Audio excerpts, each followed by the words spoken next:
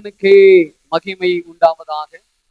ஆண்டவராகிய இயேசு கிறிஸ்துவின் நாமத்தினாலே உங்கள் யாவரையும் நான் வாழ்த்துகிறேன். இந்த நாட்களிலே ஆண்டவராகிய இயேசு நமக்காக மரித்து, நமக்காக 3ஆம் நாள் உயிரோடு எழுந்து, அவர் தன்னுடைய சீஷர்களுக்கு கிட்டத்தட்ட 40 நாட்கள் தன்னை உயிர் உள்ளவராக காண்பித்தார். ஆமென். இயேசு கிறிஸ்து உயிர் தெழுந்த உடனே ஒரு சில நிமிடங்கள் மாத்திரம் இருந்து காணாமல் போனவர் அல்ல. அது ஒரு பிரம்மை அல்ல, அது ஒரு கனவு அல்ல. அவர் 40 நாள் அளவும் தன்னுடைய சீஷர்களுக்கு தன்னை வெளிப்படுத்தி காண்பித்தார். ஆமென். அப்போஸ்தலர் நடவடிக்கைகள் 1 அதிகாரம் 3ஆம் வசனத்தை வாசிக்க. அவர் பாடுபட்ட பின்பு 40 நாள் அளவு அப்போஸ்தலர்களுக்கு தரிசனமாகி தேவனுடைய ராஜ்யத்துக்கு உரியவைகளை அவர்களுடனே பேசி அநேக தெளிவான திருஷ்டாந்தகங்களை அவர்களுக்கு தம்மை உயிரோடு இருக்கிறவராக காண்பித்தார். உயிரோடு இருக்கிறவராக காண்பித்தார். அல்லேலூயா. நம்முடைய ஆண்டவர் உயிரோடு எழுந்த ஆண்டவர். ஆமென். அவர் இன்றைக்கும் ஜீவனோடு கூட இருக்கிறார். அதனாலதான் யோபுவின் புஸ்தகத்திலே யோபு என்கின்ற பக்தன் சொல்லுகிறான், என் மீட்பர் உயிரோடு இருக்கிறார். அல்லேலூயா. எத்தனை பேர் சொல்ல முடியும்? கையை உயர்த்தி, என் மீட்பர் உயிரோடு இருக்கிறார். அல்லேலூயா. நம்முடைய ஆண்டவர் எப்படி இருக்கிறாருங்களா? உயிரோடு இருக்கிறவர் செயல்படுவார். ஆமென். உனக்காக, உங்களுக்காக உயிரோடு இருக்கிற தெய்வம் அவர் செயல்படுகிற தெய்வமாக இருக்கிறார். செத்து போயிருந்தார்னா அவர் செயல்பட மாட்டார். செத்து போன ஒரு ஆளு எங்க போட்டாங்களோ அங்கேதான் கிடப்பார். ஆனா உயிர் உள்ள ஆளு நடமாடுவார், செயல்படுவார். இன்றைக்கு இயேசு உயிரோடு இருக்கிறார் என்பதை நாம் நன்கு அறிய வேண்டும். ஆமென். இயேசு உயிர்த்தெழுந்த பின்பு பல பேருக்கு தன்னை ஜீவன் உள்ளவராய் காண்பித்தார். அல்லேலூயா. கர்த்தர் நல்லவர், அவர் கிருபை என்றும் உள்ளது. ஸ்தோத்திரம். கவனிங்க, அவர் உயிர்த்தெழுந்த பின்பு முதலாக யாருக்கு தரிசனமானார்? மகதலேனா மரியாள். இந்த செய்தியை ஏற்கனவே கேட்டீங்க நீங்க. நிறைய பேருக்கு கொஞ்சம் டவுட்டாவே இருக்குது. யாருக்கு முதல்ல வெளிப்பட்டாரு? மகதலேனா மரியாள். இந்த அம்மாவுக்கு வெளிப்பட்ட உடனே எல்லார்கிட்டயும் போய் இந்த அம்மா என்ன பண்ணிடுச்சு? ஆமா, பெண்களுக்குரிய பெரிய சுபாவமே அதுதான். ஒரு விஷயம் தெரிஞ்சிச்சுன்னா சும்மா இருக்க மாட்டாங்க. எல்லாரையும் கூப்பிட்டு என்ன பண்ணுவாங்க? ஆமா, நல்ல விஷயத்த சொல்லுங்க. அல்லேலூயா. ஏக்கா கதை தெரியுமா உனக்கு? அந்த அக்கா பொறுமையா கேட்டு சொன்னா, இது எனக்கு எப்பவே தெரியுமே. அவ்வளோ வேகமா போயிடும் கதை. ஆமென். சத்தியத்தை வேகமா சொல்லுங்க. ஆமென். நல்லத சொல்லுங்க. இப்பெல்லாம் காது கேட்காத நிறைய பேருக்கு. அல்லேலூயா. ஆயா மாரெல்லாம் பேசுவோம். நான் சின்ன வயசுல இருக்கும்போது பாத்துருக்கேன். ஆயா சத்தமே வராது, ஆனா பக்கத்துல இருக்கிற ஆளுக்கு கிளீனா கேட்கும். அவ்வளவுதாங்க. அது எப்படிதான் அவங்களுக்கு புரியுது நமக்கு தெரியல. ஆமென். ஆமென். 10 பேர் இருந்தாலும் அந்த 2 பேர் ரகசியத்தை பேசிடுறாங்க. அவ்வளவு பயங்கரமான ஆளுங்க சகோதரிங்க. ஆனா பாருங்க, சகோதரிகளை கர்த்தர் பயன்படுத்தினார். சமாரியா ஸ்திரீ கிட்ட ஆண்டவர் பேசினார். போய் ஊரையே கூட்டு வந்துட்டான். ஆமென். வந்து பாருங்க, நான் செஞ்சதெல்லாம், என் வாழ்க்கையில நடந்ததெல்லாம் ஒருத்தர் சொல்றாரு, அவர் தான் மேசியாவான்னு வந்து பாருங்கன்னு சொல்லி ஊரே என்ன பண்ணிட்டான்? கூட்டிட்டு வந்துட்டான். ஆனா இந்த காலத்துல எங்க ஊர்ல கூட்டுறாங்க? சாப்பாடு எங்க தர்றாங்க, துணி எங்க தர்றாங்களோ அங்க கூட்டம் வந்துட்டு அப்படியே. அல்லேலூயா. ஆனா வேதம் சொல்லுகிறது, இந்த பெண்ணுக்கு தான் ஆண்டவர் முதலாவது தரிசனத்தை கொடுத்தார். இவ யாருன்னா, இவ கிட்ட இருந்து 7 விதமான அசுத்தாவியை தேவன் விலைக்கு ஓட்டியிருந்தார். சோ விடுதலை பெற்றவளால சும்மா இருக்க முடியல. ஆண்டவரை தேடி வருகிறாள். ஆண்டவருக்கு சாட்சியாய் வாழ்ந்தாள். அல்லேலூயா. ஆண்டவரால் விடுதலை பெற்றவங்களா கையை தூக்கி ஒரு ஆமென் சொல்லுங்க. நீங்களும் இந்த மகதலேனா மரியாளை போல சாட்சியாய் வாழ வேண்டும். என்ன சாட்சி? இயேசு உயிரோடு இருக்கிறார். அல்லேலூயா. நான் ஆராதிக்கிற ஆண்டவர் இன்றைக்கும் ஜீவனோடு கூட இருக்கிறார். அதற்கு நீங்களும் நானும் சாட்சிகளாய் மாற வேண்டும். சரி, லூக்கா சுவிசேஷ புஸ்தகம் 24வது அதிகாரத்தை எடுத்துக்கொள்வோம். ஆண்டவர் நிறைய பேருக்கு தரிசனமான அதுல இங்க எம்மாவூர் சீஷருக்கு தரிசனமானதை குறித்துதான் நாம் இன்றைக்கு கர்த்தருடைய வார்த்தையை தியானிக்க போகிறோம். 13 35 வரைக்கும் எழுதி கொள்ளுங்கள். 13 15 வரைக்கும் வாசியுங்கள். அன்றைய தினமே அவர்களில் 2 பேர் எருசலேமுக்கு 7 அல்லது 8 மைல் தூரமான எம்மாவு என்னும் கிராமத்துக்கு போனார்கள். போகையில் இந்த வர்த்தமானங்கள் யாவையும் குறித்து அவர்கள் ஒருவரோடொருவர் பேசிக் கொண்டார்கள். இப்படி அவர்கள் பேசி சம்பாஷித்துக் கொண்டிருக்கையில் இயேசு தாமே சேர்ந்து அவர்களுடனே கூட நடந்து போனார். ஆமென். கவனிக்கிறோம், 2 சீஷர்கள். இவங்க எந்த ஊரை நோக்கி போறாங்க? எம்மா ஊரை நோக்கி போகிறார்கள். இவங்க 2 பேரும் 7 அல்லது 8 மைல் தூரம் நடக்கணும். கிட்டத்தட்ட 3 மணி நேரம் ஆகும். ஆமென். எவ்வளவு தூரம் நடக்கணும்? இன்னைக்கு நம்ம கொஞ்ச தூரம் நடக்கிறதுக்கு யோசிக்கிறோம். 3 மணி நேரம் கிட்டத்தட்ட நடக்கணும். இவங்க நடந்து வரும் பொழுது தேவனுடைய காரியங்கள், அதாவது இயேசுவினுடைய காரியங்களை பேசி கொண்டு வருகிறார்கள். என்ன பேசுறாங்கன்னா, இயேசுவுக்கு இப்படி ஆயிடுச்சு, அவர் மரித்து போயிட்டாரு, அவர் நம்மளை காப்பாருன்னு நினைச்சோமே, நம்மளை மீட்டு ரட்சிப்பாருன்னு நினைச்சோமே, அவர் நமக்கு ராஜாவாக இருந்து நம்மை வழிநடத்துவார்னு நினைச்சோமே, அவர் இப்படி மரிச்சு போயிட்டாரேன்னு சொல்லி அவங்க பேசிக்கிட்டு இருக்காங்க. என்னன்னா அவங்களுக்குள்ள ஒரு பெரிய சோர்வு என்ன வந்துருச்சுங்க. ஏன்னா நினைச்சது எல்லாம் அவங்களுக்கு நடக்கல. ஆண்டவர் இழந்துட்டாங்க. நம்முடைய வாழ்க்கையில சில பேரை நம்ம இழந்துட்டோம்னா, சில இழப்புகள் நமக்கு வந்துருச்சுன்னா ஆட்டோமேட்டிக்கா நம்ம மனசு என்ன ஆயிடுது? சோர்ந்து போகிறது. அப்படிப்பட்ட சோர்ந்து போன நிலைமையில இவங்க நடந்து வர்றாங்க. இந்த சோர்வை அறிந்த தெய்வம் அவர்களோடு கூட சேர்ந்து நடக்கும்படி அங்க வருது. அல்லேலூயா. இன்னைக்கு உங்க வாழ்க்கையில எது நிமித்தமாக நீங்க சோர்ந்து போயிருந்தாலும் உங்கள் நடுவிலே இயேசு வந்து சேர்ந்து கொள்ளுகிறார். எதுக்கு தெரியுமா? அந்த சோர்விலிருந்து உங்களை மீட்டு கொண்டு வருவதற்காக. ஆமென். இழப்பு இருக்கலாம், மன வேதனை இருக்கலாம், ஏதோ ஒரு விதத்துல நீங்க சோர்ந்து போயிட்டீங்க. நீதிமொழிகள் சொல்லுகிறது, சோர்ந்து போகும்போது பலன் குறுகி போயிடும். அல்லேலூயா. நமக்கு எவ்வளவுதான் பலன் இருந்தாலும் மனதளவில் ஒரு சோர்வு வந்துருச்சுன்னு வச்சுக்கீங்களேன், நம்மளை அப்படியே பலவீனனாய் மாற்றி விடும். ஆமாங்க, அவ்வளவுதாங்க அங்க வாழ்க்கை அப்படின்னு சொல்லி ஒரு சலிப்பு, ஒரு ஸ்தோத்திரம். நம்முடைய வாழ்க்கையில எல்லாத்தையும் இழந்துட்டோம், அதுக்கப்புறம் வாழ்க்கையே இல்லைங்க, அதுக்கப்புறம் ஒண்ணுமே இல்லைன்ற ஒரு எண்ணத்திற்கு நேராக நாம போய்விடுவோம். ஆனா அப்படிப்பட்ட சோர்வுக்கு மத்தியில் இருக்கிறவர்கள் நடுவில் இயேசு சேர்ந்து நடக்கும்படியாக கடந்து வருகிறார். அல்லேலூயா. சில பேரோட பேசிக்கிட்டே நடந்தா எவ்வளவு தூரம் வேணாலும் போகலாம். சில பேர் பேசுறத கேட்டாக்கா எவ்வளவு நேரம் வேணாலும் கேட்டுக்கிட்டே இருக்கலாம். டைம் போறதே என்ன பண்ணாதுங்க, தெரியாது.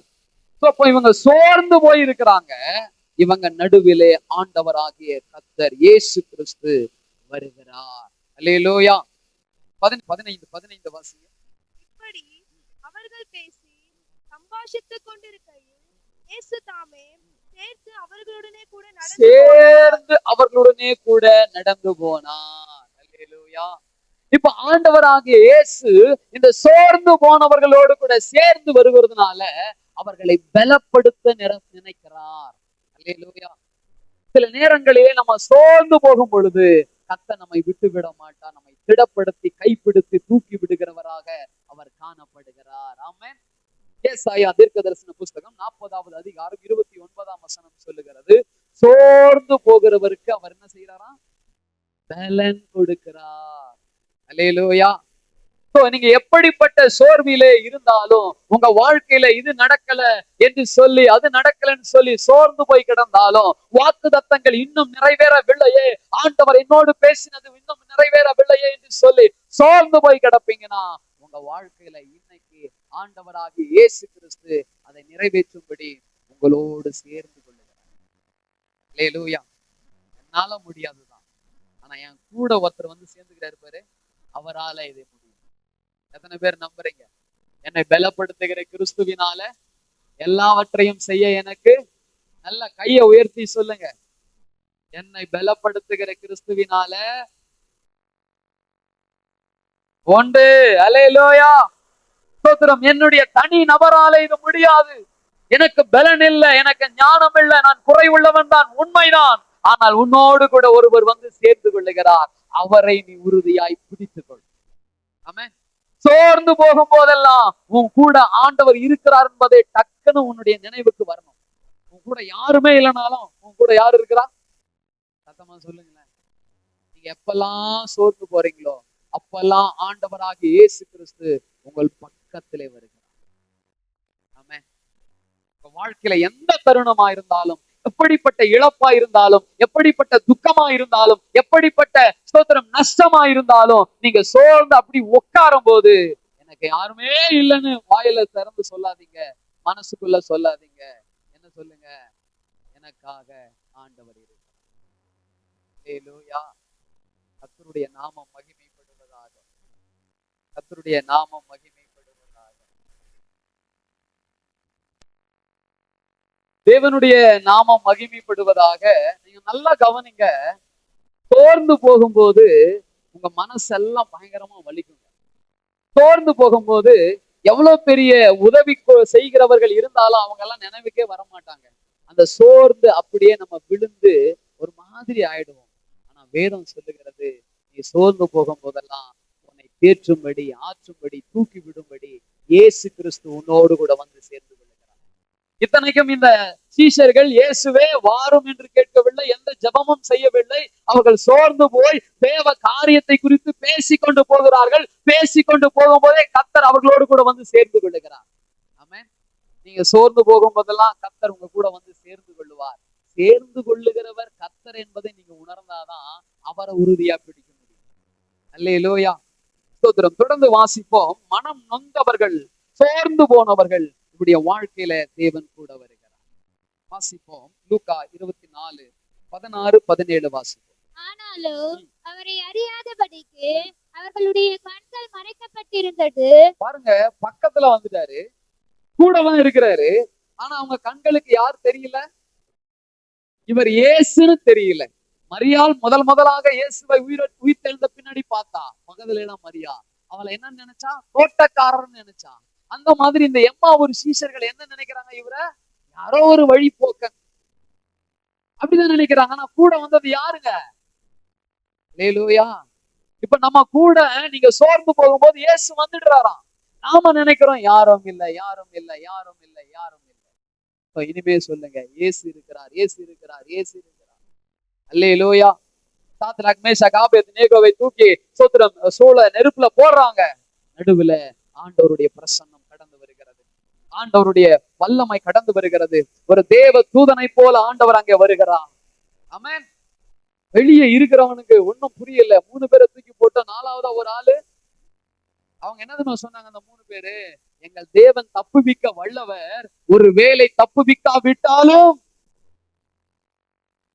நீ சொல்ற இந்த தவறை நான் செய்ய மாட்டேன். அல்லேலூயா, ஸ்தோத்திரம். பாருங்க, உயிரே போனாலும் பரவாயில்ல, தேவ காரியத்துல உறுதியா இருந்தார்கள். அப்படிப்பட்டவர்களுக்கு நடுவிலே கர்த்தர் வந்து நின்றார், விடுவித்தார். அதே தேசத்துல அரசாங்க வேலையில மேன்மையாய் கர்த்தர் அவர்களை உயர்த்தினார். கர்த்தருக்காக வைராக்கியமா நின்னீங்கன்னா வேலை பார்க்கிற இடத்துல உங்களை உயர்த்துவார். ஐயோ வேலையை விட்டு தூக்கிடுவானே, அவன் சொல்றதெல்லாம் செய்யணும்னு சொல்லி நீங்க பாவத்தையும் பொல்லாப்பையும் செஞ்சீங்கன்னா ஸ்தோத்திரம் சீக்கிரமா வேலை விட்டு போயிடுவீங்க. அல்லேலூயா. கர்த்தருடைய ஆவியானவர் நம்மோடு இடைபடுகிறார். சோர்ந்து போகும்போது கர்த்தர் உன்னை தனியா விடுவதில்லை. அவர் சேர்ந்து உன் கூட நடந்து உன்னை உயிர்ப்பிக்க, உன்னை நடத்த, உயர்த்த அவர் உண்மையுள்ளவராயிருக்கிறார். ஆமென். இப்ப என்ன பிரச்சனைனா, கூட இருக்கிறது யாருன்னு தெரியல. இயேசுவை பத்தி தான் பேசுறாங்க, ஆனா கூட இருக்கிறது யாரு தெரியல. நம்ம எல்லாம் இயேசுவின் பிள்ளைகள் தான், இயேசுவை தான் ஆராதிக்கிறோம். கூட இருக்கிறார்ன்ற உணர்வு நமக்கு இருக்கிறதா? ஆமென். அவர் நம்மோடு கூட இருக்கிறார். அல்லேலூயா, ஸ்தோத்திரம். தேவனுடைய நாமம் மகிமைப்படுவதாக. கண்கள் அவர்களுக்கு மறைக்கப்பட்டிருந்தது. இந்த மறைக்கப்பட்ட கண்களினாலே 17வது வசனம் வாசிக்குமா? அப்பொழுது அவர் அவர்களை நோக்கி, நீங்கள் துக்கமுகம் உள்ளவர்களாய் வழி நடந்து ஒருவருக்கொருவர் சொல்லிக் கொள்ளுகிற காரியங்கள் என்னவென்று கேட்டார். ஒருவருக்கு ஒருவர் சொல்லிக் கொள்ளுகிற காரியம் என்னன்னு கேட்டார். உடனே அவங்க பாருங்க எப்படி பதில் சொல்றாங்க, வாசிங்க. அவர்களில் ஒருவனாகிய கிலேயோப்பா என்பவன் பிரதியுத்தரமாக, இந்நாட்களில் எருசலேமிலே நடந்தவைகளை அறியாதபடிக்கு எருசலேமிலே நடக்கிறத தெரியாதபடிக்கு நீ அந்நியராய் இருக்கிறீரோ என்றார். யாரைய? அவரை பத்தி தான் பேசுறாங்க, அவரு கூட தான் வர்றாங்க. ஆனா அவரே சொல்றாங்க, உங்களுக்கு ஒரு விஷயமும் தெரியாதா, நீங்க அந்நியரா? நிறைய புத்திசாலி நம்ம சர்ச்சையும் இருக்கும். ஆண்டவருக்கு எதுவுமே தெரியாத மாதிரி ஆண்டவர்கிட்ட எல்லாத்தையும் வந்து தோத்துரும் சொல்லிட்டு இருப்பாங்க. அவருக்கு உன்னை பத்தியும் தெரியும், உன் எதிரியை பத்தியும் தெரியும். ஆண்டவரே, அவனை பத்தி உங்களுக்கு தெரியாத ஆண்டவரே சொல்லுவார் ஆண்டவர், அவனை பத்தியும் தெரியும் ராஜா. ஆமென். தோத்துரும். இப்போ இங்க என்ன நடக்குதுன்னா, ஆண்டவரே தோத்துரும், ஆண்டவரேனே தெரியாம ஆண்டவரை பத்தி தான் பேசுறாங்க, ஆண்டவர் கிட்ட தான் பேசுறாங்க. ஆனா ஆண்டவரையே ஆண்டவர்னு தெரியாம பேசுறாங்க. இப்படிப்பட்ட சூழ்நிலையில ஆண்டவர் பாருங்க, வாசி. அவர் எவைகள் என்றார். அதற்கு அவர்கள், நசரேயனாகிய இயேசுவை குறித்து நாங்கள் பேசுகிறோம். அவர் தேவனுக்கு முன்பாகவோ ஜனங்கள் எல்லாருக்கும் முன்பாகவோ செய்கையிலும் வாக்கியங்களும் வல்லமையுள்ள தீர்க்கதரிசியாய் இருந்தார். நம்முடைய பிரதான ஆசாரியரும் அதிகாரிகளும் அவரை மரண ஆக்கினைக்குட்படுத்தி சிலுவையில் அறைந்தார்கள். அவரே இஸ்ரவேலை மீட்டு ரட்சிப்பார் என்று நாங்கள் நம்பி இருந்தோம். இவைகள் சம்பவித்து இன்று 3 நாட்கள் ஆகிறது. அல்லேலூயா. இப்படி எல்லாம் அவங்க சொல்றாங்க. அவங்க கண்கள் இன்னும் திறக்கப்படலை. இவ்வளவு நேரம் பேசிக்கிட்டு இருக்கிறாங்க. ஆனா இயேசுவென்றே தெரியவில்லை. அவர்கள் நடந்ததெல்லாம் சொல்றாங்க. இந்த விஷயம் தான் நடந்தது, உங்களுக்கு தெரியாதா? நீங்க அந்நியரா இருக்கிறீங்களே. அதோட நிறுத்தல. எங்கள் சகோதரிகள் சில ஸ்திரீகள் போயிட்டு அவருடைய கல்லறைக்கு போனாங்க. அடுத்த வாக்கியத்துல இருக்குது, போய் பார்த்தாங்க, அவர் அங்க இல்ல, உயிர் தெழுந்தார் என்று தேவதூதர்கள் சொல்ல கேட்டு எங்க கிட்ட வந்து சொன்னாங்க. ஆனா எங்களுக்கு அது எப்படி இருந்தது? பிரமிப்பா இருந்தது. இயேசு சோர்ந்து போன இவர்களை ஸ்திரப்படுத்த வர்றார். இதுக்கு தலைப்பு கொடுக்கணும்னா, வருத்தப்பட்டவர்களை வார்த்தையினால் திடப்படுத்தின உயிர் தெழுந்த இயேசு. எத்தனை பேர் வருத்தத்துல இருக்கீங்கன்னு தெரியல, துயரத்துல இருக்கீங்கன்னு தெரியல, உங்களை திடப்படுத்தும்படியாக ஆண்டவர் பேசுகிறார். இவர் சாதாரண இயேசு அல்ல, உயிர் தெழுந்த இயேசு. ஆமென். மரணத்தை ஜெயித்த இயேசு, நம்முடைய வாழ்க்கையில ஜெயத்தை கொடுக்கக்கூடிய இயேசு கிறிஸ்து. அப்போ இந்த சீஷர்கள் பேசிக்கொண்டு வர்றாங்க.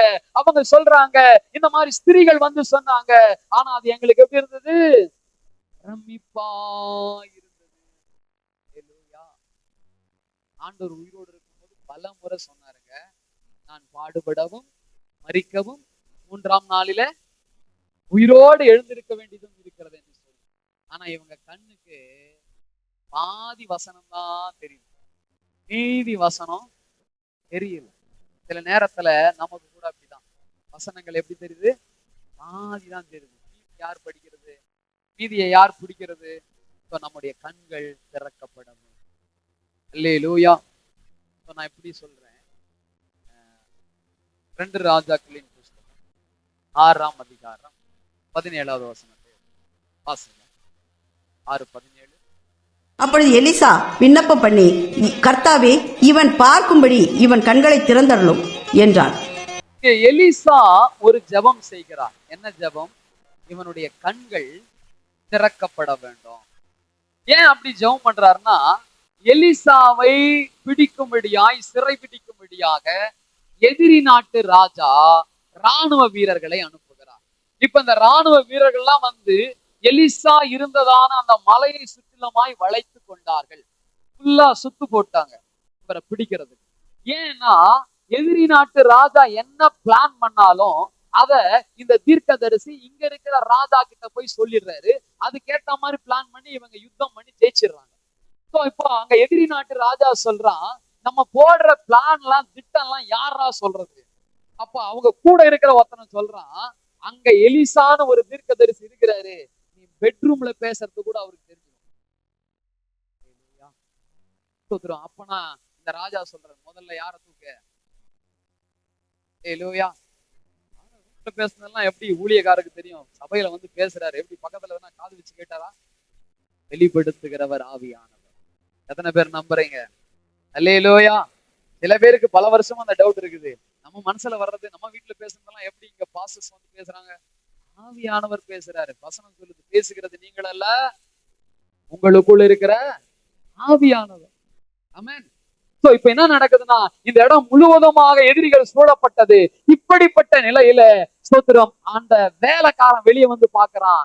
முதல்ல எலிசா வந்து பார்த்தாரு. அவருக்கு பயமே இல்லை. ஏன்னா அவருக்கு தெரியும், தன்னை சுற்றிலும் தேவன் ஒரு பெரிய பாதுகாப்பை வைத்திருக்கிறார். ஆமென் சொல்ல மாட்டீங்களா? யாருக்கு தெரியல? வேலைக்காரனுக்கு தெரியல. இப்ப ஜெபம் பண்றாரு, ஆண்டவரே இந்த வேலைக்காரனுடைய கண்கள் திறக்கப்படுவதாக. கண் திறந்த உடனே பாக்குறான், ஸ்தோத்திரம், மலை முழுவதும் யார் இருக்கிறதா? அக்கினிமயமான குதிரைகள், ரதங்கள் அப்படியே நிக்குது. ஆமென். இத பார்க்கிற வரைக்கும் வேலைக்காரனுக்கு பயமா இருந்துட்டு தான் இருந்துச்சு. எப்ப இத பார்த்தானோ அப்பதான் அவனுக்கு தைரியம் வந்தது. நான் இப்படி சொல்றேன், உங்களை சுற்றிலுமாய் தேவன் வைத்திருக்கிற பாதுகாப்பை உங்கள் ஆவிக்குரிய கண்கள் பார்க்கிறதா? அல்லேலூயா. அதை பார்க்கும் என்றால் நீங்கள் பயப்பட தேவையில்லை. ஆமென். காய்கறி கடைக்காரன் சோத்திரம் தெரு மேல வைப்பான் பாருங்க. அவன் வித்துக்கிட்டே போகும்போது ஒரு எலுமிச்சம்பழம் நல்லா இல்லைன்னு சொல்லிட்டு தூக்கி போட்டுருப்பான். கரெக்டா நம்ம வீட்டு வாசல்ல தான் போட்டிருப்பான். நம்ம அதை பார்த்த உடனே என்ன பண்ணுவோம்? ஐயோ எவனோ வச்சுட்டான்டா. வச்சானா எடுத்துட்டு போடு. அல்லேலூயா. சோத்திரம். உன்னை சுற்றிலுமாய் தேவன் கொடுக்கிற பாதுகாப்பை உன் ஆவிக்குரிய கண்கள் பார்க்க வேண்டும். ஸ்தோத்திரம். யோபுவினுடைய புஸ்தகத்துல பார்க்கிறோம், பிசாசு சொல்லுகிறான், ஆண்டவரே நீ யோபுவின் வீட்டை சுற்றிலுமாய் வேலி அடைத்திருக்கவில்லையா? பிசாசுக்கு தெரிந்து நம்ம வீட்டை சுற்றிலும் ஆண்டவர் என்ன போட்டுக்கிறாராம்? வேலி போட்டுக்கிறாராம். ஆமென். ஆனா நம்மில் எத்தனை பேருக்கு தெரியும், நம்மை சுற்றிலும் அக்னிமயமான பாதுகாப்பு உண்டு, அக்னிமயமான மதில்கள் உண்டு. அல்லேலூயா. இவனுடைய கண்கள் சரியாய் திறக்கப்படாதனால ஆண்டவர் இல்ல, அவர் மரிச்சு போயிட்டார் நினைக்கிறாங்க. இல்ல, அவர் உயிரோடு எழுந்தார். அவர் அவங்களோடு கூட தான் இருந்தார். அவர்களுக்கு பாதுகாப்பாய் தான் இருந்தார். ஆனாலும் அவர்களால் அதை உணர முடியவில்லை. இன்னைக்கு எத்தனை பேர் வண்டியில போக சொல்ல வர சொல்ல பயந்து போறீங்க? ஸ்தோத்திரம். தேவன் தன்னுடைய தூதர்களுக்கு கட்டளையிடுகிறவராக இருக்கிறார். அவர் உங்களை பாதுகாக்கிற தெய்வம். ஆமென். ஸ்தோத்திரம். அவருக்கு தெரியாம ஒன்றும் நடக்காது. ஆமென் சொல்லுங்களேன். ஸ்தோத்திரம். இது முதற்கொண்டு உன் போக்கையும் மரத்தையும் அவர், ஆமா, அல்லேலூயா, கர்த்தருடைய நாமம் மகிமைப்படுவதாக. சோ ஆகவே பாதுகாப்பை பார்க்கும்படி கண்களை திறந்தார். ஆமென். என்னாகும் 22:31 வாசிங்கள். 22:31 வாசிங்கள். அப்பொழுது கர்த்தர் பிலேயாமின் கண்களை திறந்தார். வழியிலே நின்று உருவின பட்டயத்தை தம்முடைய கையிலே பிடித்திருக்கிற கர்த்தருடைய தூதனை அவன் கண்டு தலை குனிந்து முகம் குப்புற விழுந்து பணிந்தான். ஆமென். அல்லேலூயா. இந்த பிலேயாமினுடைய சம்பவம் நம்ம எல்லாருக்குமே தெரியும். நான் ஞாபகப்படுத்த விரும்புகிறேன். இந்த பிலேயாம் யார் என்றால் ஒரு நல்ல தீர்க்கதரிசி. இவன் சொல்லுகிறது அப்படியே நடக்கும். ஒரு மரத்தை பார்த்து அல்லது ஒரு ஜனத்தை பார்த்து, நீ நன்றாக இருப்பாய், நீ சுகித்திருப்பாய், நன்றாக இருப்பாய், செழிப்பாய் இருப்பாய்னாக்கா அது அப்படியே இருக்கும். ஒருவேளை அவன் சபிப்பான் என்றால் அது சபிக்கப்பட்டு போயிடும். இப்படிப்பட்ட வாக்கு வல்லவன் அவன். நம்ம ஊர் பாஷையில சொல்லணும்னா கருணாக்கு. ஆமென். அல்லேலூயா.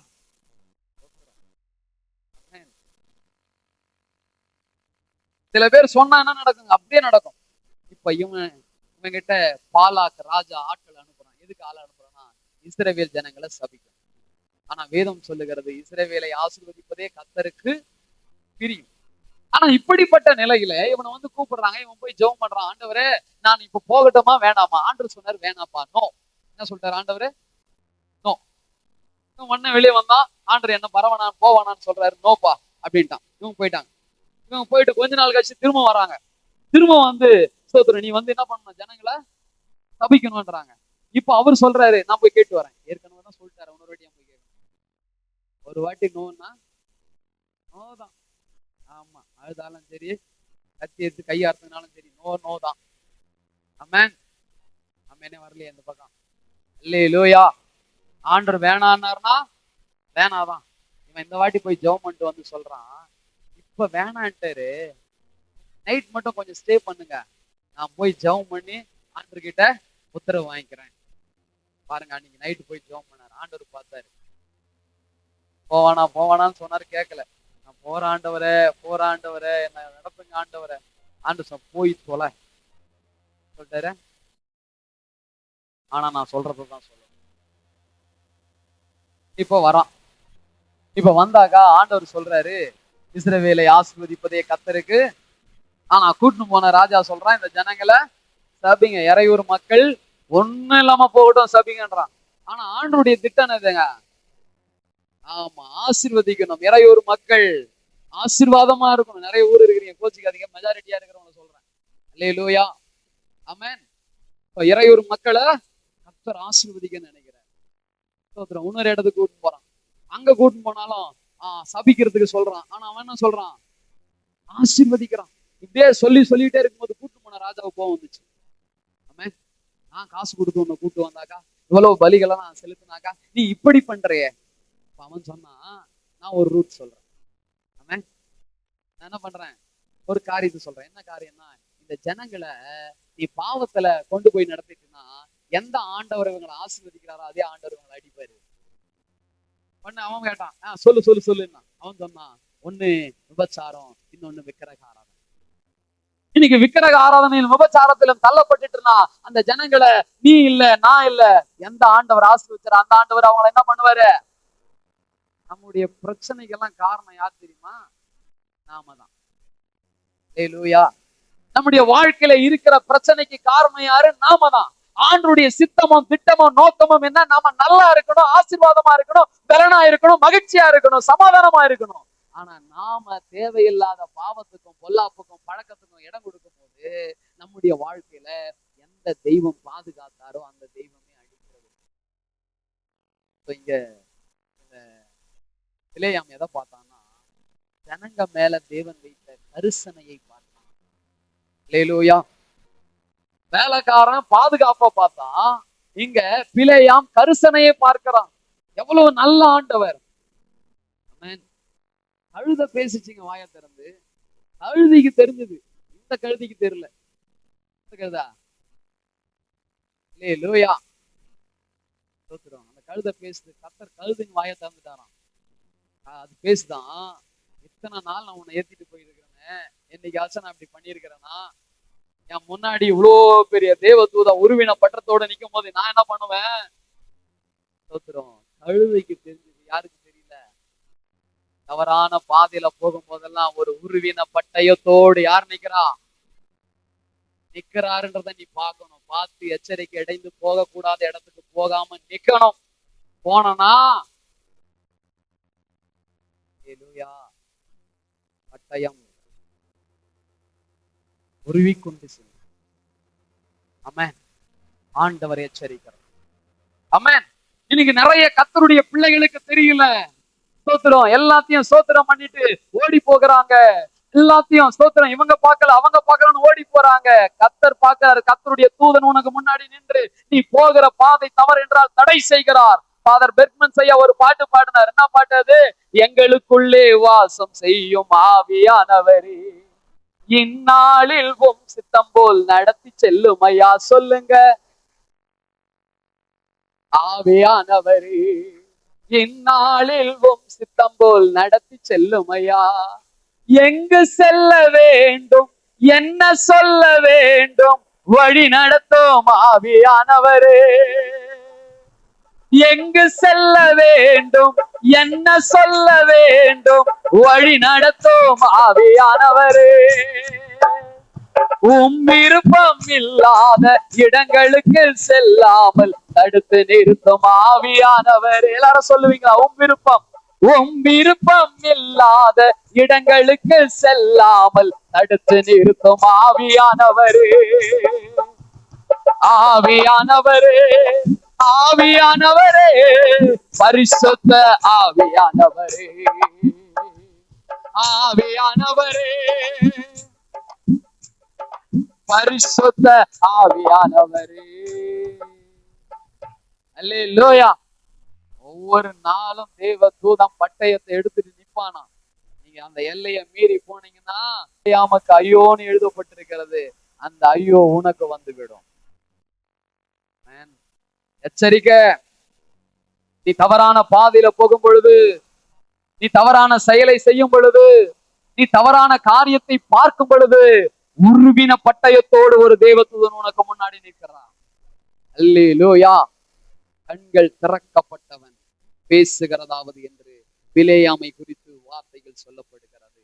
ஆகினாலே உங்கள் மேல் வைத்திருக்கிற கரிசனையை பார்க்கிற கண்களாய் உங்கள் கண்கள் திறக்கப்படணும். இரண்டாவது, நீங்க போற பாதை தவறுன்னா அதை தடை பண்ணும்படி தேவதூதன் பட்டயத்தோடு நிற்கிறான் என்பதை பார்த்து எச்சரிக்கை அடைகிற கண்கள் உங்களுக்கு திறக்கப்பட வேண்டும். அல்லேலூயா, ஸ்தோத்திரம். அடுத்ததாக ஏசாயா 6ஆம் அதிகாரம் முதல் 6 வசனங்கள், 1 முதல் 6. நம்ம எல்லாருக்கும் தெரிந்த ஒரு வேத பகுதி தான், வாசிக்க வேண்டாம். ஏசாயா 6ஆம் அதிகாரம் 1 - 6. இங்கே ஏசாயா ஒரு தரிசனத்தை காண்கிறார். இந்த தரிசனம் என்பது சொப்பனத்திலே காணவில்லை, நேரடியாக காண்கிறான். என்ன காண்கிறான்? தேவாலயம் முழுவதுமாய் தேவனுடைய சோத்திரம் பிரசன்னம் நிரம்பி இருக்கிறது. ஒரு பெரிய சிங்காசனம் வைக்கப்பட்டிருக்கிறது.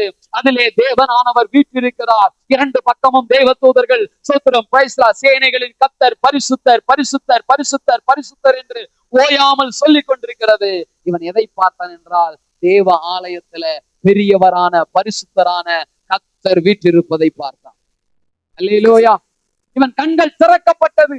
இவன் கண்கள் திறக்கப்படுவதற்கு முன்பதாக ஊர் ஜனங்களிடத்துல போயிட்டு அவங்க செய்கிற பாவங்களை கண்டித்து உணர்த்தி சொல்லிக் கொண்டிருந்தான். உனக்கு ஐயோ, நிலத்தோட நிலத்தை கூட்டுகிறவனே உனக்கு ஐயோ, தீமையை நன்மை என்று சொல்லுகிறவனே உனக்கு ஐயோ, விடியற் காலயத்துல சாராயத்தை நாடி போகிறவனே உனக்கு ஐயோ என்று சொல்லிக் கொண்டே இருந்தான். இந்த காட்சியை பார்த்தவன் எனக்கு ஐயோ.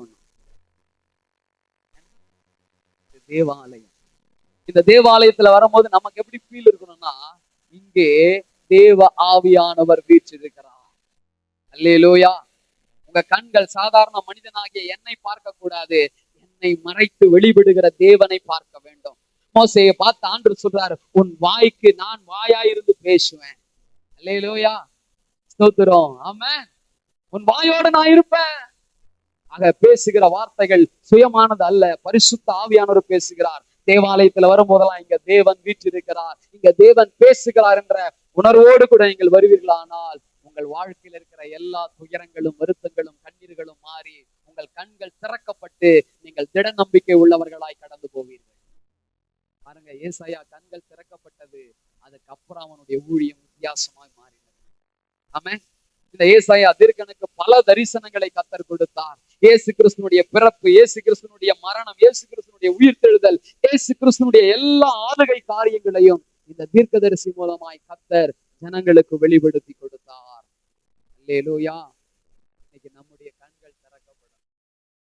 கர்த்தர் கொடுக்கிற பாதுகாப்பை பார்க்கும்படியாய், கர்த்தர் நம் மீது வைத்திருக்கிற கரிசனையை பார்க்கும்படியாய், கர்த்தர் நம்மை எச்சரிக்கிற எச்சரிப்பை பார்க்கும்படி நம்முடைய கண்கள் திறக்கப்பட வேண்டும். விசேஷமாய் கர்த்தர் பரிசுத்தர், அவர் பெரியவர், அவர் தேவாலயத்துல மகிமையாய் வீற்றிருக்கிறார் என்ற உணர்வு நமக்கு பார்க்கும்படி நம்முடைய கண்கள் திறக்கப்பட வேண்டும். அல்லேலூயா. அவன் டைரக்டா பார்க்கிறான், அவனுடைய பிரசனத்தை பார்க்கிறான், தேவ தூதர்களை பார்க்கிறான், அவங்க சொல்ற சத்தம் அவன் காதுல கேட்கிறது. ஆண்டவர் உடனே கட்டளையிட்டார், ஒரு தேவதூதன் கையில நெருப்பு தழலை கொண்டு போய் அவன் வாயை தொட்டார்கள். அது முதற்கொண்டு அவன் மகிமையான தீர்க்கதரிசியாய் மாறினான். ஆண்டவரை இப்படி பார்க்க ஆரம்பிச்சீங்கன்னா உங்க வாழ்க்கையும் ஊழியமும் மகிமையாக மாறும். அல்லேலூயா, அல்லேலூயா. தேவனுடைய நாமம் மகிமைப்படுவதாக. ஆதியாகமம் புஸ்தகம் 21ஆம் அதிகாரம் 19ஆம் வசனத்தை வாசியுங்கள். 21ஆம் அதிகாரம் 19வது வசனம். தேவன் அவருடைய கண்களை திறந்தார். அப்பொழுது அவர் ஒரு தண்ணீர் துறவை கண்டு போய் துருத்தியிலே தண்ணீர் நிரப்பி பிள்ளைக்கு குடிக்க கொடுத்தார். தேவன் பிள்ளையுடனே இருந்தார். அவன் வளர்ந்து வனாந்தரத்திலே குடியிருந்து வில்வித்தையிலே வல்லவனானான். அல்லேலூயா. இங்கே ஆகாரை குறித்து எழுதப்படுகிறது. ஆகாரை கண்ட தெய்வம் ஆகாருக்கு வைத்திருக்கிற ஆசீர்வாதங்களை, ஆகாரனுடைய தலைமுறைக்கு வைத்திருக்கிற நன்மைகளை அவனுடைய கண்கள் காணவில்லை. இந்த கண் பார்க்காததுனால அவள் புலம்புகிறாள், அழுகிறாள், கண்ணீர் வடிக்கிறாள். பிள்ளை ஒரு அம்பு எய்கிற தூரத்திலே கடத்தி விட்டு பிள்ளை அங்கே அழுதி கொண்டிருக்கிறது, இவள் இங்க அழுகிறாள். ஆண்டவர் பேசுறார், பிள்ளையின் சத்தத்தை நான் கேட்டேன். ஆமே. ஆகார் கிட்ட பேசுற, அவ கண்ணை திறக்கிறாரு. பக்கத்துல எவ்வளவு தூரத்துலங்க? பக்கத்துல தாங்க. இவ்வளவு தூரம் வந்தா. அல்லேலூயா. இன்னும் ஒரு 2 அப்படி நடந்திருந்தாலும் அவர் நீரூற்றை பார்த்திருப்பா. ஆனா நீரூற்று இல்லைன்னு சொல்லிட்டு அவ அழுது புலம்ப ஆரம்பிச்சிட்டாரு. சகோதரா சகோதரி, நான் ஆண்டவருடைய நாமத்துல சொல்றேன், இன்னைக்கு உன் வாழ்க்கையில வருத்தமும் துயரமும் கண்ணீரும் இருக்கலாம். இதுக்காக கலங்கி நின்றாத. ஒரு சில ஸ்டெப் விசுவாசத்தோடு நீ எடுத்தோம்னா ஒரு மகிமையான ஆசீர்வாதத்தை கர்த்தர் வச்சிருக்கிறார். அல்லேலூயா. எதிர்காலத்தை பார்க்கக்கூடிய கண்கள் நமக்கு திறக்கப்படும். ஆமென். என்ன கண்ணு திறக்கப்படணும்? ஆண்டவர் இஸ்ரவேல் ஜனங்க கிட்ட எகிப்துல இருக்கும்போது பேசுறாரு, உங்களுக்கு நான் கானான் தேசத்தை வாக்களித்திருக்கிறேன். ஆபிரகாம், ஈசாக்கு, யாக்கோபுக்கு வாக்களித்ததை நான் ஞாபகப்படுத்துகிறேன். ஆகவே உங்களை விடுதலை பண்ணி அங்க கொண்டு போவேன். அந்த தேசம் எப்படிப்பட்டது? பாலும் தேனும் ஓடுகிற தேசம், செழிப்பான தேசம். அங்க வீடு இருக்கிறது, தோட்டம் இருக்கிறது, துறவு இருக்கிறது, எல்லாமே இருக்கிறது. நீங்க போய் அதை உங்களுக்கு எடுத்துக்கிட்டா போதும். எந்தெந்த எல்லையை எந்தெந்த கோத்திரத்துக்கு தரேன்னு எல்லாத்தையும் டீட்டெயில்டா ஆண்டவர் சொல்லிட்டார், பேசிட்டார். சோ இப்ப இந்த ஆசீர்வாதத்தை யார் பார்த்தா? இந்த கானானை யார் பார்த்தா? ஒருத்தனும் பார்க்கல. ஆனா கர்த்தர் சொல்றாரு, உனக்கு ஒரு பெரிய ஆசீர்வாதத்தை வச்சிருக்கிறேன். இப்ப நாளைக்கு நமக்கு வச்சிருக்கிற ஆசீர்வாதம், அடுத்த வருஷம் வச்சிருக்கிற ஆசீர்வாதம் எத்தனை பேருடைய கண்கள் பார்க்கிறது? ஒரு கண்ணும் பார்க்கல. அல்லேலூயா. வாங்க டூருக்கு போகலாம் அப்படின்னு சொன்னவனா, டூர்ல என்ன நான் நடத்த போறோம் ஒன்ன கண்ணு வந்துச்சு. ஆனா வசனத்தை படிக்கும் போது வர மாட்டேங்குது. வசனத்தை வாசிக்கும் போதே நமக்கு அப்படியே ஓடணும் உள்ள. ஆமென். கர்த்தர் கடந்த இரவு ஜெபத்துல பேசினார், தீர்க்க தரிசன வார்த்தையை பேசினார். இந்த சபையை கர்த்தர் விரிவாக்க தொடங்கி விட்டார். அல்லேலூயா, அல்லேலூயா, ஸ்தோத்திரம். சபையின் ஆத்துமாக்கள் அளவில அடுத்த கட்ட விரிவாக்கம் ஆலயத்துல விரிவாக்கம் நடக்க போகிறது. Praise the Lord. அடுத்த மாதத்திலிருந்து 2 சர்வீஸ் இங்க நடக்க போகுது. அல்லேலூயா, அல்லேலூயா. இத என் ஆவிக்குரிய கண்கள் பார்க்கிறது. யார் இசைக்க போறா, யார் ட்ரம் அடிக்க போறா, யார் கீபோர்டு வாசிக்க போறா, யார் இங்க கொயர்ல பாட போறா, எத்தனை பேர் சபைக்கு வர போறாங்க, எந்த இடத்துல இருந்து சபையில உட்கார வைக்க போறோம், ஸ்தோத்திரம், எப்படி இருக்க போது என் கண் அந்த காரியத்தை கொண்டு வருகிறது. ஸ்தோத்திரம். அல்லேலூயா. ஆண்டவர் டெவலப் பண்றார். இந்த ஸ்டேஜை டெவலப் பண்ண போறார். இங்கெல்லாம் ஏசி நிக்க போகுது. இது அப்படியே என்ன ஆகுதுங்க? நடக்கல, பார்க்கல, ஆனா உள்ள தெரியுது. நான் வசனத்தை நம்புறேன். அல்லேலூயா. உங்களுக்கு புரியுதா? கானான இவங்க யாருமே பார்க்கல, ஆனா சொல்றாரு. வழியில வந்தானுங்களே, சும்மா வந்திருக்கலாம்ல. வந்தவங்க எல்லாம் சொன்னாங்க, எகிப்திலே இருந்தா நல்லா இருக்குமே, அங்க எங்களுக்கு வெள்ளரிக்காம வெள்ளை பூண்டோம், எங்களுக்கு அங்க கறியும் கிடைச்சது, சொத்துறோம், கறி பாத்திரம் தாண்டியா உட்கார்ந்து நின்றுமே. அல்லேலூயா. ஆண்டு வச்சுக்கிற மகிமையானு தெரியல. இன்னைக்கு ஞாயிற்றுக்கிழமை கறி கடைகள் நடலாம். உனக்கு நிறைய லெக் பீஸே வச்சிருக்கிறாரு. ஆமேனே வரலையா? அல்லேலூயா. எங்க ஆளுங்க எல்லாம் மட்டன்லயே லெக் பீஸ் கேக்குறாங்க. ஆமேன்.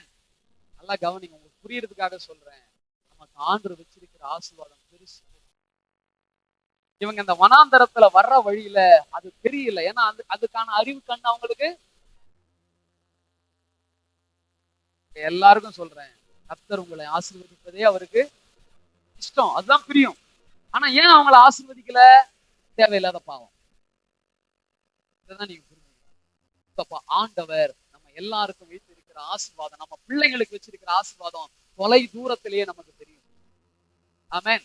யாக்கோபு தன்னுடைய பிள்ளைகளை ஆசீர்வதிக்கிறான். 12 பிள்ளைகளையும் ஆசீர்வதிக்கிறான். அவங்களுக்கு வரப்போகிற தூரத்தை ஆசீர்வாதத்தை அவன் கண் பார்த்ததுனால அதை சொல்லி சொல்லி ஆசீர்வதிக்கிறான். அல்லேலூயா. இந்த கானான் தேசத்தை விசுவாசிக்கிறவங்க எல்லாம் வழியிலேயே எதிர்த்து பேசினாங்க. வழியிலேயே ஸ்தோத்திரம் அவிசுவாசமா பேசினாங்க, எதிர்மறையா பேசினாங்க. இவங்க எல்லாரையும் ஆண்டவர் வனாந்தரத்துல சாகும்படி விசுவாசிக்கிறவங்க எல்லாம் ஆயிட்டான். வனாந்தரத்திலே கதை முடிஞ்சு போச்சு. விசுவாசித்தவர்கள் கானான் தேசத்தை சுதந்திரித்தார்கள். கட்டாத வீட்டிலே குடியிருந்தார்கள். நடாத தோட்டங்களுக்கு சொந்தமானார்கள். துறவுகள் அவர்களுக்கு சொந்தமானது. அவர்கள் வாழ்நாள் எல்லாம் மகிழ்ந்து களிகூறும்படியாய் கர்த்தர் அவர்கள் துன்பத்தை கண்ட வருஷத்துக்கு நிகராய் நன்மையினால் நிறைய பண்ணினார். அல்லேலூயா, அல்லேலூயா. பரலோகம்னு ஒரு கானானை வச்சிருக்கிறார். கண்ணுக்கு தெரியுது. தாயாங்கெல்லாம் பார்க்கும்போது எனக்கு அல்லேலூயா. ஆமென். அப்ப அதை விசுவாசிக்க வேண்டும். மகிமையான இடத்தை விசுவாசிக்க வேண்டும். அந்த கண்கள் நமக்கு இருக்க வேண்டும். ஆமென். அப்படிப்பட்ட கண்களை கர்த்தர் திறந்தார். பாருங்க, இந்த எம்மா ஒரு சீஷர்கள் கண்கள் மறைக்கப்பட்டிருந்தது. ஆனா அவர்களோடு கூட சேர்ந்து ஆண்டவர் பேசி அவருடைய கண்களை திறக்கும்படியான ஒரு சூழ்நிலைக்கு நேராய் வருகிறார். நீங்க அப்படியே தொடர்ந்து வாசிச்சீங்கன்னா 25 இருந்து வாசிக்குமா. அப்பொழுது அவர் அவர்களை நோக்கி, தீர்க்கதரிசிகள் சொன்ன யாவையும் விசுவாசிக்கிறதற்கு புத்தியில்லாத மந்த இருதயம் உள்ளவர்களே, கிறிஸ்து இவ்விதமாக பாடுபடவும் தமது மகிமையில் பிரவேசிக்கவும் வேண்டியதில்லையா என்று சொல்லி, மோசே முதலிய சகல தீர்க்கதரிசிகளும் எழுதின வேத வாக்கியங்கள் எல்லாவற்றிலும் தம்மை குறித்து சொல்லியவைகளை அவர்களுக்கு விவரித்து காண்பித்தார். அவர் ஆண்டவருடைய வார்த்தைகள் அங்கே சொல்லப்படுகிறது. அதற்கப்புறமா நீங்க பாத்தீங்கன்னா 28ஆம் வசனம் போடுகிறது, அத்தருணத்தில் தாங்கள் போகிற கிராமத்திற்கு சமீபமானார்கள். அப்பொழுது அவர் அப்புறம் போகிறவர் போல் காண்பிக்கப்பட்டார். சோ அவர்கள் அவரை நோக்கி, நீர் எங்களுடனே தங்கியிரும். எல்லாம் நல்ல வார்த்தை பேசுறாங்க, எங்க கூட இருங்க எல்லாரும். ஆனா இவர் இயேசுன்னு யாருன்னா பண்ணல, அவங்களுக்கு தெரியல. நிறைய பேருக்கு அதான் பிரச்சனை. ஆண்டவரை பத்தி பேசுறாங்க, ஆண்டவரை பத்தி சொல்றாங்க, ஆனா கூட ஆண்டவர் இருக்கிறாருன்ற உணர்வே இல்ல, நம்பிக்கையே இல்ல. அப்படிப்பட்ட நிலையில இருக்கிறாங்க. சோ ஆண்டவர் கூட அவங்க கூட உட்கார்ந்தாராம். உட்கார்ந்து அப்பத்தை பிட்டாராம். பிட்ட உடனே ஞாபகம் வந்துச்சு, யாரு இவரு? ஏசு. அல்லேலூயா. வாசிக்கல, ரொம்ப அழகா இருக்கும் பாருங்களா அந்த வசனம். அவர்களோடே அவர் பந்தி இருக்கையில் அவர் அப்பத்தை எடுத்து ஆசீர்வதித்து அதை பிட்டு அவர்களுக்கு கொடுத்தார். அப்பொழுது அவர்களுடைய கண்கள் திறக்கப்பட்டு அவரை அறிந்தார்கள். உடனே அவர் அவர்களுக்கு மறைந்து போனார். அவருடைய கண்கள் திறக்கப்பட்டு அப்பத்தை வாங்கின உடனே என்ன ஆயிடுச்சுங்க? கண்ணு. ஆமா, சில பேருக்கு சாப்பாடு அப்படின்னாதான் உயிரே வரும். அல்லேலூயா. இவனுக்கு இந்த பிட்டு கொடுத்த உடனே இவங்க பாருங்க என்ன பண்றாங்க, கண்கள் திறக்கப்பட்டது. அவர் அறிந்தார்கள், உடனே அவர் அவர்களுக்கு மறைந்து போனார். அம்மான்ற எவ்வளவு வச்சிருக்காரு. இது வரைக்கும் கூடவே இருந்தாரு. இவர்தான் ஏசுன்னு தெரிஞ்சவன் டக்குன்னு காணாம போயிட்டாரு. அல்லேலூயா. ஏன்னா இவனுக்கு என்ன கேட்பானுன்னு தெரியாது. ஆமென், ஆமென். நல்லா கவனிங்க, நல்லா கவனிங்க. இயேசு உங்களை உணர்த்துகிற வரைக்கும், உங்களுக்கு தன்னை வெளிப்படுத்துகிற வரைக்கும் அவர் செயல்பட்டு கொண்டே இருக்கிறார். இப்ப அங்கிருந்து மறைஞ்சு போனாலும் அவர் அங்கதான் இருக்கிறார். எத்தனை பேர் இதான் நம்புறீங்க? அல்லேலூயா. அவர் உயிர் உள்ளவராய் இருக்கிறார் என்பதை அவர்களுக்கு அவர் காண்பித்து கொடுக்கிறார். அதுதான் அங்க விஷயம். நான் செத்து போயிட்டேன், நீங்க அழுது புலம்பிட்டு இருக்கீங்கப்பா, நான் உயிரோடு வந்திருக்கிறேன். அல்லேலூயா. சோத்திரம். அவருடைய கண்கள் திறக்கப்பட்டது. தீர்க்க தரிசன வார்த்தைகளை சொல்றாரு. மோசே சொல்லியிருக்கிறார், தீர்க்க தரிசிகள் சொல்லியிருக்கிறாங்க. நீங்க ஒரு பக்கத்தை மட்டும் பிடிச்சுக்கிறீங்களா, மீதி யாருப்பா பிடிக்கிறது? வசனத்தை உறுதியாய் நம்ப வேண்டும். சில பேருக்கு ஒரு கெட்ட பழக்கம் இருக்குதுங்க, பைபிள்ல சில வசனத்தை மட்டும் நம்புவாங்க. அல்லேலூயா. நீங்க யாருன்னா அப்படி இருந்தீங்கன்னா மனம் திரும்புங்க. ஆதியாகமம் 1:1 இருந்து வெளிப்படுத்தின விசேஷம் கடைசி வசனம் வரைக்கும் யாரால் அருளப்பட்டிருக்கிறது? இது அத்தனையும் உண்மை, சத்தியம். ஒரு வசனத்தை எடுத்துக்கிறது, இன்னொரு வசனத்தை விட்டுறது. இப்படிப்பட்ட பழக்கம் இருக்கக்கூடாது. சில பேருக்கு எச்சரிப்பு தான் ரொம்ப பிடிக்கும். பாஸ்டர் இன்னைக்கு நல்லா எச்சரிச்சு பேசுறது, கண்டிச்சு பேசுறது சூப்பர். சில பேருக்கு ஆசீர்வாதமா பேசினாதான் பிடிக்கும். சோ இப்படிதான் பாஸ்டர் பேசணும், இப்படி பேசினாதான் சூப்பர் பாஸ்டர். சில பேருக்கு அப்படியே உருக்கமா இரக்கமாய் பேசணும்.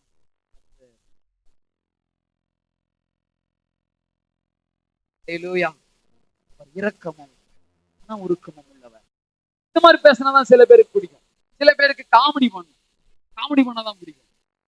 இல்லைங்க, வேத வசனம் எல்லாம் கலந்ததுதான். ஆமென். எல்லாத்தையும் ஏற்றுக்கொள்ளணும். ஆண்டவர் ஒருத்தனை உயர்த்தும் போது பேசுற வார்த்தை, ஒருத்தனை எச்சரிக்கும் பொழுதும் பேசுற வார்த்தையை ஏற்றுக்கொள்ளணும். ஆமென்.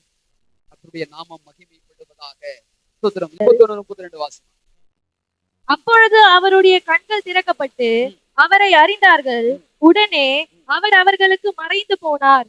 அப்பொழுது அவர்கள் ஒருவரை ஒருவர் நோக்கி, வழியிலே அவர் நம்முடனே பேசி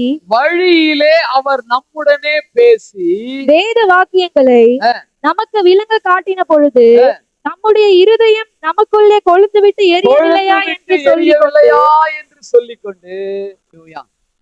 கவனிக்கிறீங்களா? இப்போ இவங்க 2 பேரும் பேசிக்கிறானுங்க. அவர் அப்ப வழியில வரும்போதே நம்ம கூட பேசினார் இல்லையா? அப்ப பேசும் போதே எனக்குள்ள என்னமோ ஆச்சுடா. எத்தனை பேர் உணர்றீங்க சில வசனத்தை படிக்கும் போது நமக்குள்ள என்னமோ ஆகும், சில வசனத்தை கேட்கும் போது நமக்குள்ள என்னமோ ஆகும். அப்பவே நினைச்சேன் இல்ல, அதுதான் உண்மை. அல்லேலூயா. எனக்குதான் பேசுன மாதிரி இருந்தது, இல்ல உனக்குதான் பேசினார். ஆமென். அல்லேலூயா. அன்னைக்கே சொன்னவன். நல்லா கவனிங்க, இந்த வேத வார்த்தை என்ன காண்பிக்கிறது என்றால், ஆவியானவர் நம்ம கூட பேசும்போது நம்முடைய இருதயத்தோடு கனெக்ட் ஆகும். ஆமென். ஸ்தோத்திரம். சங்கீதம் 39:3 வாசிங்க. 39:3. என் இருதயம் எனக்குள்ளே அனல் கொண்டது, என் இருதயம் எனக்குள்ளே அனல் கொண்டது, நான் தியானிக்கையில் அக்கினி மூண்டது. அப்பொழுது என் நாவினால் விண்ணப்பம் செய்தேன். அக்கினி மூலுகிறது. ஒரு வேதத்தை படிக்கும் போதே, வாசிக்கும் போதே நம்முடைய இருதயத்திலே ஒரு மாறுதல் வர வேண்டும், ஒரு உயிர்ப்பித்தல் வர வேண்டும், ஒரு உணர்வு வர வேண்டும். ஏதோ வசனத்தை அப்படி வாசிக்க போறதல்ல. நீங்க வேதத்தை வாசிக்கும் போது பாருங்க, திடீர்னு ஒரு வசனம் நம்ம கூட பேசும். இதுக்கு முன்னாடி வாசித்த போது இந்த வசனத்தை நான் பார்க்கவே இல்லையே அப்படின்னு தோணும். எத்தனை பேருக்கு அப்படி நடந்திருக்குது? கையை உயர்த்தி ஒரு ஆமென் சொல்லுங்களேன். ஆமென். இப்போ பாருங்க, சில வசனங்களை சமீபத்துல கூட நான் ஒரு அதிகாரத்தை படிச்சேன். அந்த அதிகாரத்தை, அதாவது நீதிமொழிகள் தான். நீதிமொழிகள் டெய்லி ஒரு அதிகாரத்தை படிக்கிறது வழக்கம். ஆனா 2-3 நாளைக்கு முன்னாடி நான் ஒரு அதிகாரத்தை படிக்கிறேன். அந்த அதிகாரத்துல ஒரு குறிப்பிட்ட வசனம் எனக்கு அப்பதான் புதுசா பார்த்த மாதிரியே இருந்தது. அல்லேலூயா. அதை படிக்கும் போது என் இருதயத்துல ஒரு அனல் கொண்டது. ஆமென்.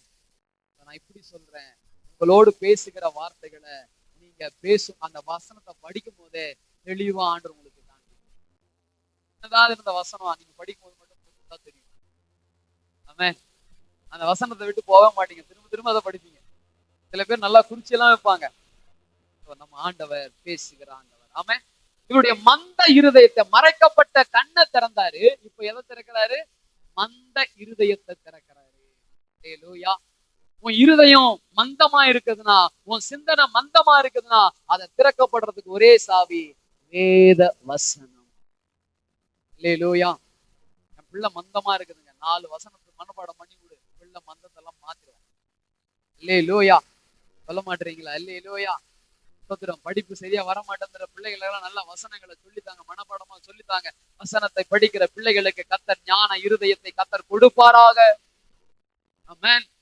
ஸ்தோத்திரம். ஆகவே இந்த இடத்துல கவனிக்கிறோம், இந்த வேத வசனங்கள் ஸ்தோத்திரம் அவர்களுக்குள்ளே தியானிக்கும் பொழுது அனல் கொண்டது என்று சொல்லி, இருதயத்துல அனல் குட்டு எரிகிறது என்று சொல்லி இங்கே எழுதப்பட்டிருக்கிறது. நான் வேகமாய் சொல்ல விரும்புகிறேன்.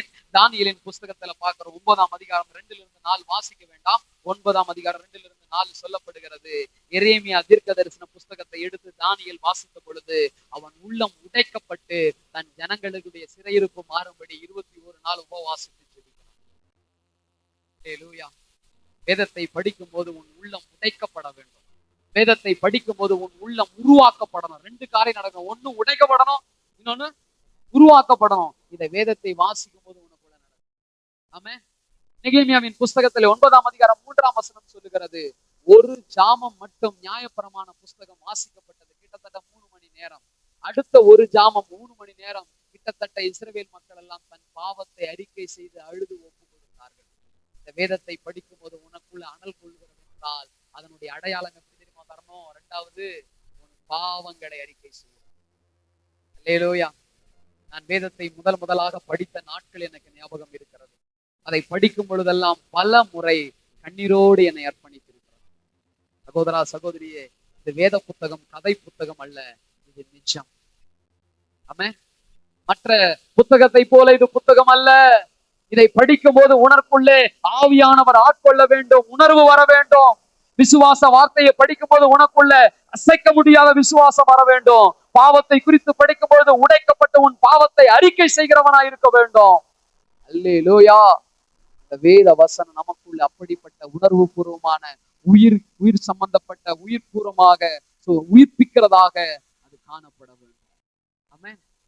வேதத்தை படிக்கும் பொழுது உனக்குள் இப்படிப்பட்ட மாற்றம் நடக்கிறதா? அப்ப ஆவியானவர் கூட இருக்கிறார். அல்லேலூயா. அல்லேலூயா. ஸ்தோத்திரம். வசனங்களை வாசித்து கடந்து போவதல்ல, அந்த வசனங்கள் நம்மை கொஞ்ச நேரம் நிதானிக்க வைக்கிறது, யோசிக்க வைக்கிறது. ஆமென். ஸ்தோத்திரம். அடுத்ததாக பார்க்கிறோம் எஸ்ராவின் புஸ்தகம் 7ஆம் அதிகாரம் 10ஆம் வசனம் சொல்லுகிறது, வேத வசனத்தினாலே நம்முடைய இருதயம் பக்குவப்படுமா. பைபிள் படிக்கிறவங்களுக்கு என்ன இருக்கும்? இருதயத்தையே கர்த்தர் பக்குவப்படுத்துவாராம். ஸ்தோத்திரம். உனக்கு நிதானமான எண்ணங்களை, விவேகமான காரியங்களை உனக்கு கட்டளையிடுவார். இன்னைக்கு நிறைய பேருக்கு பிபி பிரச்சனை. என்ன பிரச்சனைங்க? அப்படியே பதட்டம் தான். வசனத்தை படிக்கிறவங்களுடைய இருதயம் என்ன ஆகணுமா? பக்குவப்படணும். சொல்லுங்க, என்ன படணும்? நீங்க பைபிளும் படிச்சு நான் பக்குவமே படலன்னா நீங்க பைபிள் வெறும் ரீட் தான் பண்றீங்க. இந்த பத்திரிகை, டெய்லி பத்திரிகை இருக்குதுல்ல, அந்த பத்திரிகை மாதிரி, இந்த டெய்லி கதை புஸ்தகம் இருக்குதுல்ல, அந்த மாதிரி எல்லாம் படிக்கூடாது. வேதத்தை படிக்கும் போது நம்முடைய இருதயம் அனல் கொள்ள வேண்டும். அல்லேலூயா, ஸ்தோத்திரம். அடுத்ததாக நாம் பார்க்கிறோம் தீமோத்தேயு 2 தீமோத்தேயு 3ஆம் அதிகாரம் 14-17, 2 தீமோத்தேயு 1 அதிகாரம் 6ஆம் வசனம். இது எதை காண்பிக்கிறது என்றால், வேதத்தை வாசிக்க வாசிக்க உனக்குள்ள இருக்கிற ஆவியின் வரம் செயல்பட ஆரம்பிக்கும். தீமோத்தேயுக்கு சொல்றாருல பவுல், அனல் மூட்டி எழுப்பு, உனக்கு கொடுக்கப்பட்ட வரத்தை நீ அற்பமா எண்ணி வச்சுக்காத, அதை குறிச்சு அசட்டையா இருக்காத. சகோதரனே, சகோதரியே, நீங்க தினமும் வேதத்தை வாசிப்பீங்கன்னா, அதை உணர்வு பூர்வமாய் வாசிப்பீங்கன்னா, உங்களுக்குள்ள இருக்கிற வரங்கள் செயல்படுகிறதாய் மாறும். அல்லேலூயா, அல்லேலூயா, ஸ்தோத்திரம். அடுத்ததாக நம்ம பார்க்கிறோம் 2 ராஜாக்கள் 23ஆம் அதிகாரம். இது ஒரு பெரிய சப்ஜெக்ட். ஸோ நீங்க அதை எழுதி வச்சுக்கோங்க, வீட்டுல போய் வாசி பாருங்க. 1-25 வரைக்கும். இப்போ 1-3 வசனங்களை வாசியுங்கள். அப்பொழுது ராஜா யூதாவிலும் எருசலேமிலும் இருந்த மூப்பரை எல்லாம் அழைப்பித்தான். அவர்கள் அவனிடத்தில் கூடின போது, ராஜாவும் அவனோடு யூதாவின் மனுஷர் யாவரும், எருசலேமின் குடிகள் அனைவரும், ஆசாரியர்களும் தீர்க்கதரிசிகளும், சிறியோர் துவங்கி பெரியோர் மட்டுமுள்ள சகலரும் கர்த்தரின் ஆலயத்துக்கு போனார்கள். கர்த்தருடைய ஆலயத்திலே கண்டெடுக்கப்பட்ட உடன்படிக்கை புஸ்தகத்தின் வார்த்தைகளை எல்லாம் அவர்கள் காதுகள் கேட்க வாசித்தான். கர்த்தருடைய ஆலயத்துல கண்டுபிடிக்கப்பட்ட, எங்க கண்டுபிடிச்சாங்களா? ஆக்சுவலியே இவ்வளவு நாள் அந்த புக்கு காணாம போயிருந்தது. ஆமென். சில பேர் வீட்டுல பைபிள் எங்க இருக்குதுன்னு நிறைய பேருக்கு தெரியலங்க. ஸ்தோத்திரம். ஞாயிற்றுக்கிழமை தான் பைபிளையே திறக்கிறாங்க. ஒரு பாஸ்டர் ஒரு வீட்டுக்கு போனாராம். அவங்க வீட்டுல குடும்ப ஜபத்துக்கு கூப்பிட்டுருந்தாங்க. குடும்ப ஜபத்துக்கு போனப்போ பாஸ்டர் வந்துக்கிறாருன்னு சொல்லிட்டு வெள்ளி தட்டுல சாப்பாடெல்லாம் போட்டு வெள்ளி ஸ்பூன் எல்லாம் விட்டுருக்குறாங்க. ஸோ இவர் சாப்பிட்டு ஜெபம் பண்ணிட்டு கடந்து வந்துக்கிறாரு. அவங்க வீட்டுல மொத்தம் 6 பேர். 6 ஸ்பூன்ல 1 ஸ்பூன் காணும். இப்ப யார் மேல டவுட் வந்துச்சு? பாஸ்டர் மேல டவுட் வந்துச்சு. இந்த வீட்டு அம்மா சொல்லுது, பாஸ்டர் வந்து போனதுல இருந்து தான் என்ன காணும்? வெள்ளி ஸ்பூனு காணும். அவங்க வீட்டுக்காரர் சொல்றாரு, அதெல்லாம் கேட்காத, அதெல்லாம் தப்பு அப்படின்னு. அம்மா பொறுத்துக்க முடியல. ஒரு 2-3 நாள் போச்சு, ஒரு வாரம் போச்சு, பொறுத்துக்க முடியல. இதை பாஸ்டர் நம்ம கேட்டதான் ஆகணும்னு வந்துச்சு. பாஸ்டர் கிட்ட வந்து, பாஸ்டர் நீங்க எங்க வீட்டுக்கு வந்து போனதுல இருந்து வெள்ளி ஸ்பூன் காணும் பாஸ்டர். அவர் ஐயா சொன்னாராம், ஆமாம்மா உண்மைதாம்மா, அது உங்க வீட்டு பைபிள்ல தான் வச்சுக்கணும். இத்தனை நாள் என்ன பண்ணிருக்கீங்களம்மா? பைபிளைய குடும்பத்துல யாருமே அந்த மாதிரி நான் கூட ஒரு நாள் பண்ணலாம். லூயா, வெள்ளி ஸ்பூனே இல்லையா பாஸ்டர்? லூயா, கவனிங்க, நல்லா வேதம் ஒவ்வொரு நாளும் வாசிக்கப்பட வேண்டும். நான் அம்மா ஹாஸ்டல்ல இருக்கிற பிள்ளைகிட்ட பேசுறாங்க. அம்மா 7th தான் படிக்கும்.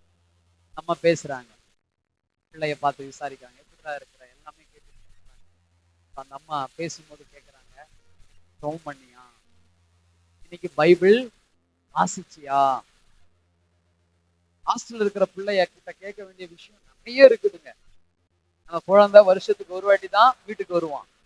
ஆனா எப்படி கேட்டாங்க? நானும் நம்ம பிள்ளைங்களை பார்த்து என்ன கேட்கிறோம்? சாப்பிட்டியா? ஹோம்ஒர்க் முடிச்சிட்டியா? எல்லா திங்ஸும் எடுத்துட்டியா? தப்பு இல்லை. ஆனா கேட்க வேண்டிய 2 கேள்வி இருக்கிறது. ஜெபித்தாயா? வேதம் ஒரு காலத்துல வீட்லயே இருக்கும். வீட்டுல இருந்து எழுந்த உடனே அந்த வாசல்ல இருக்கும், இன்று ஜெபித்தாயா, இன்று. இந்த மாதிரிலாம் எழுதி போடுங்க வீட்டுல. அல்லேலூயா.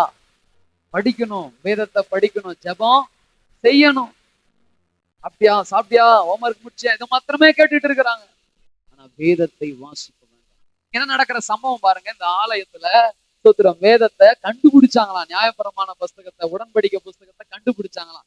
கண்டுபிடிச்சு வாசிமா வேகமா வாசிமா. அப்பொழுது ராஜா தூண் அருகே நின்று கர்த்தரை பின்பற்றி நடக்கவும் அவருடைய கற்பனைகளையும் அவருடைய சாட்சிகளையும் அவருடைய கட்டளைகளையும் முழு இருதயத்தோடும் முழு ஆத்துமாவோடும் கைக்கொள்ளவும் அந்த புஸ்தகத்தில் எழுதியிருக்கிற அந்த உடன்படிக்கையின் வார்த்தைகளை நிறைவேற்றவும் கர்த்தரின் சந்நிதியில் உடன்படிக்கை பண்ணினான். ஜனங்கள் எல்லோரும் உடன்படிக்கைக்கு உட்பட்டார்கள்.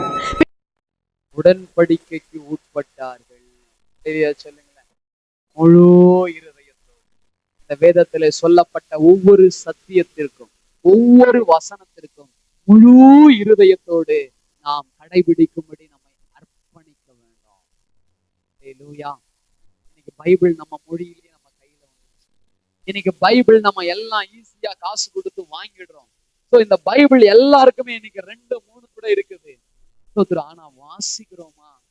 வாசிச்சபடி நம்ம நடக்கிறோமா? நம் இயேசு கிறிஸ்துவிடத்துல எதை கற்றுக்கொண்டோம் அதை கற்றுக்கொண்டு கடைபிடிக்கிறோமா? இன்னைக்கு நம்ம பார்க்கணும். இந்த வேதத்தை அவன் வாசிக்கிறான் பாருங்க. அந்த ஜனங்களுக்கு முன்னாடி வாசிக்கும் போது இவன் என்ன தெரியுமா செஞ்சான்? இவன் 8 வயசுல ராஜாவாகிறான். யோசியா ராஜா எத்தனை வயசுல ராஜாவாகிறான்? 8 வயசுல அவனுக்கு போதிக்கப்படுகிறது. ஒவ்வொரு வயசு வரும்பொழுதும் தன்னுடைய தேசத்துல தேவனுக்கு பிரியமில்லாத அருவருப்பான காரியத்தை தேசத்தை விட்டு அவன் அகற்றினான். அல்லேலூயா.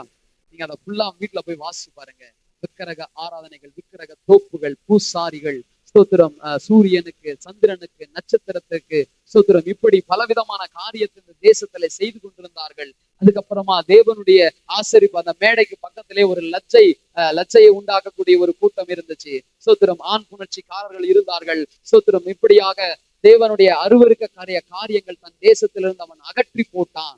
நீங்க அந்த அதிகாரம் ஃபுல்லா வாசிங்கன்னா தான் இருக்கும். வேதத்தை படிச்சதனால எதை நம்ம விட்டோம்? அல்லேலூயா. எதை விட்டு நம்ம விலகி இருக்கிறோம்? இன்னைக்கு நம்ம அதை சிந்திக்க வேண்டும். ஏதோ பைபிளை படிச்ச, ஏதோ சர்ச்சைக்கு வந்த சூப்பருங்க. ஆனா இதுவரைக்கும் உங்க குணங்களிலே எத்தனை குணங்கள் மாறி இருக்கிறது? மத்தேயு புஸ்தகம் 11வது அதிகாரம் 28, 29, 30 வசனங்களிலே சொல்லுகிறது. 28ஆம் வசனம் நம்ம எல்லாருக்கும் தெரியும். பார்க்காம சொல்லுங்க. வருத்தப்பட்டு பாரம் சுமக்கிறவர்களே நான் உங்களுக்கு இளைப்பாறுதலை தருகிறேன். அதோட முடிக்கல. அடுத்த வாக்கியத்தை வாசிங்க. நான் சாந்தமும் மனத்தாழ்மையும் உள்ளவர், என் நுகத்தை உங்கள் மேல் ஏற்றுக்கொண்டு என்னிடத்திலே கற்றுக்கொள்ளுங்க. யார்கிட்ட கற்றுக்கொள்ளணும்? ஆண்டவர் கிட்ட கற்றுக்கொள்ளணும். இந்த கூட்டத்தை பார்த்து கேட்கிறேன், இயேசு கிட்ட நீங்க கற்றுக்கொண்ட ஒரு விஷயம் சொல்லுங்க பார்க்கலாம். நீங்க கற்றுக்கொண்டவன் என்ன தெரியுமா? தெரிஞ்சுக்கிறது இல்ல. நான் வண்டி ஓட்ட கத்துக்கிட்டேன்னா வண்டி ஓடணும், சமைக்க கத்துக்கிட்டேன்னா சமையல செய்யணும், நீச்சல கத்துக்கிட்டேன்னா நீச்சல அடிக்கணும். அதுதான் நிறைவு. இன்னைக்கு இயேசு கிட்ட நீங்க என்ன கத்துக்கிட்டீங்க? எத்தனை வருஷம் விசுவாசி? இயேசு கிட்ட என்ன கத்துக்கிட்டீங்க சொல்லுங்க. அன்பா இருக்கணும். இயேசுவை போல அன்பா இருக்கிறீங்களா? இயேசுவை போல மன்னிக்கிறீங்களா? தெரிஞ்சுக்கிறது வேற, கத்துக்கிறது வேற. அல்லேலூயா. கற்றுக்கொள்ள வேண்டும். இந்த சீஷர்கள் ஸ்தோத்திரம் தேவ வார்த்தையை பேசினாலும் கூட இருக்கிற தேவன் தெரியல. அந்த தேவ வார்த்தையிலும் அறவரை ஸ்தோத்திரம் இப்ப இருக்குது பாருங்க, வேக்காடு. அந்த மாதிரி அறவேக்காடு. அல்லேலூயா. ஸ்தோத்திரம். வசனத்தை தெளிவாக கற்றுக்கொள்ள வேண்டும். கிறிஸ்து இயேசு எதற்காக எப்படிப்பட்டதை நமக்கு கற்றுக் கொடுக்கிறார்? வாசிங்க, தொடர்ந்து வாசிங்க. அந்த வசனத்தை முடிச்சலாம்.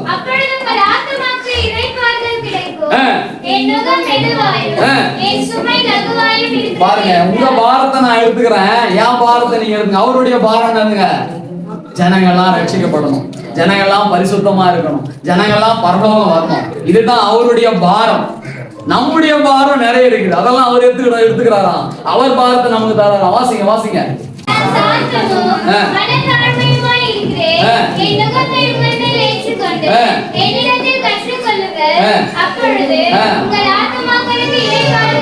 இந்த வசனம் கிடைக்கும். உங்க சரீர இளைப்பாறுதலோடு நின்ற நின்றாதீங்க. உங்களுக்கு எதுல ஆண்டவர் இளைப்பாறுதல் கொடுக்க நினைக்கிறாரு? ஆத்துமா. அந்த ஆத்துமா இளைப்பாறுதல் எங்க நடக்கும்? பரலோகத்துல நடக்கும். அல்லேலூயா. இந்த பூமிக்குரிய இளைப்பாறுதலோட நின்றாதீங்க. அப்பா எனக்கு நல்ல வாழ்க்கை வந்துடுச்சு, நல்ல பணம் வந்துடுச்சு, நல்ல வேலை வந்துடுச்சு, நல்ல உயர்வு வந்துடுச்சு, இதோட நின்றாதீங்க. இதுக்கப்புறம் ஒரு இளைப்பாறுதல் இருக்கிறது.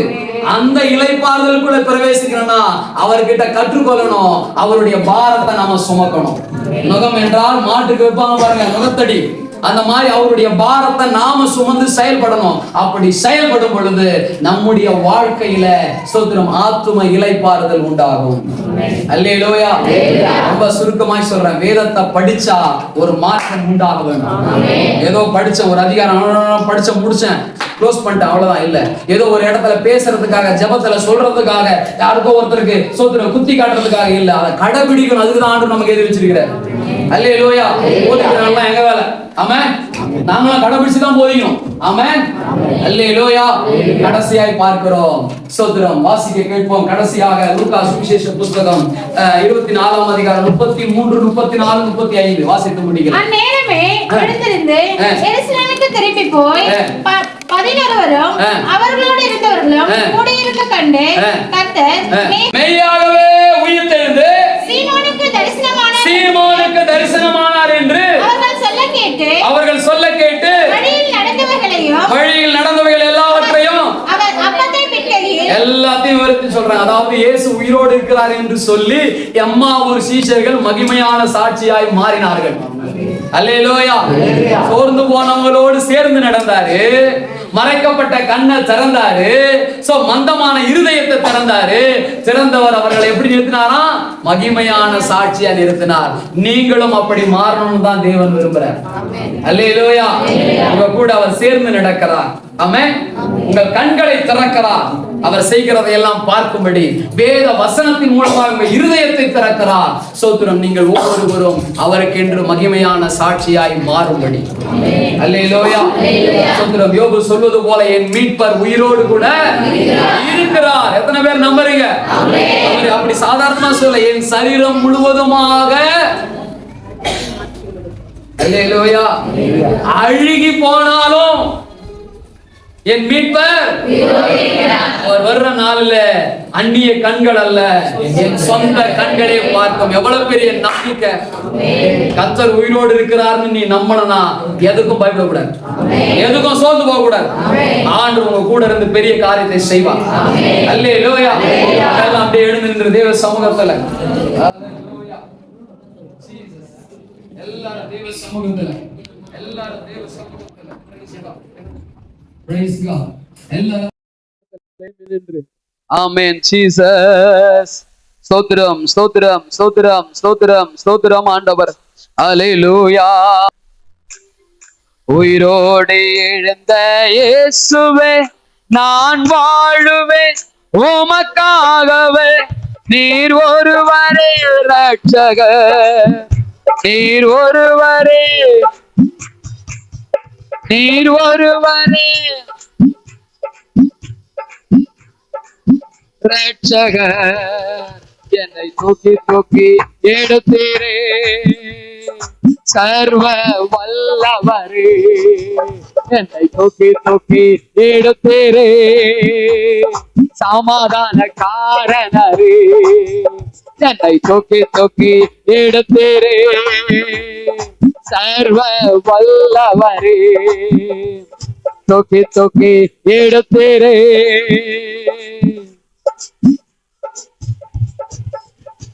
மரித்து போன அந்த லாசரை அன்று தேடியே இயேசு வந்தீரே.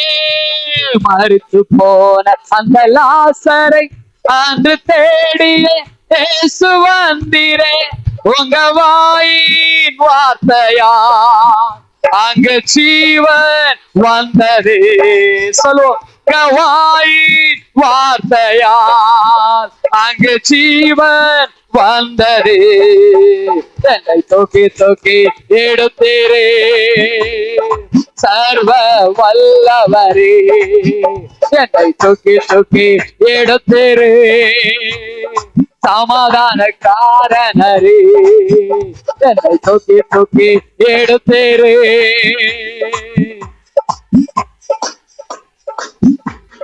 தூக்கி தூக்கி எடுத்திரு சமாதானக்காரனரே, சமாதானக்காரனரே, சமாதானக்காரனரே. அல்லேலூயா. உயிரோடு எழுந்தவர் உன் அருகாமையில இருக்கிறார், உன்னோடு கூட சேர்ந்து வருகிறார், உன் கண்களை திறக்கிறார், உன் மந்த இருதயத்தை திறக்கிறார், உன்னை மகிமையான சாட்சியாய் நிறுத்துகிறார். சகோதரனே, சகோதரியே, நம்முடைய இயேசு சாதாரணமானவர் அல்ல, நம்முடைய தேவன் சாதாரணமானவர் அல்ல. அவர் மரணத்தையே ஜெயிச்சவர். அவர் உன்னோடு இருந்து உனக்கும் ஜெயம் அருளுவார். அவர் உன்னோடு இருந்து உனக்கு ஜெயம் அருளுவார். சோர்ந்து போன நேரம் எல்லாம் உன் அருகாமையில இயேசு இருக்கிறார் என்பதை ஒரு நாளும் மறந்து விடாதே. ஸ்தோத்திரம். ஒன்றும் புரியவில்லை, தெரியவில்லை, குழம்புக்குற சூழ்நிலை இருக்குமானால் கலங்கி விடாதே. உன் கண்கள் திறக்கப்படும்படி ஜெபம் பண்ணு. உன் இருதயம் உணராதிருக்கும் பொழுது உன் இருதயம் உணரும்படியாய் ஜெபம் பண்ணு. சங்கீதக்காரன் சொல்லுகிறான், உணர்வுள்ள இருதயத்தை எனக்கு தாரும், உணர்வுள்ள ஆவியை எனக்கு தந்திருளும் என்று சொல்லி அந்த உணர்வை கர்த்தர் கொடுப்பாராக. அப்படி பெற்ற எம்மாவூர் சீஷர்கள் தேவனுக்கு மகிமையான சாட்சியாய் மாறினார்கள். நாம் ஜெபிப்போம். எங்களை நேசிக்கிற அன்பின் பரலோக தகப்பனே, இந்த கூட்டத்திலே சோர்வோடும் மனவேதனைகளோடும் கண்ணீரோடும் துக்கத்தோடும் அந்த பிள்ளைகளோடு நீர் சேர்ந்து கொள்வீராக. எஸ், நீர் அவர்களோடு கூட இருந்து அவர்களை அந்த துயரத்தில் இருந்து துன்பத்தில் இருந்து மீட்டெடுப்பீராக.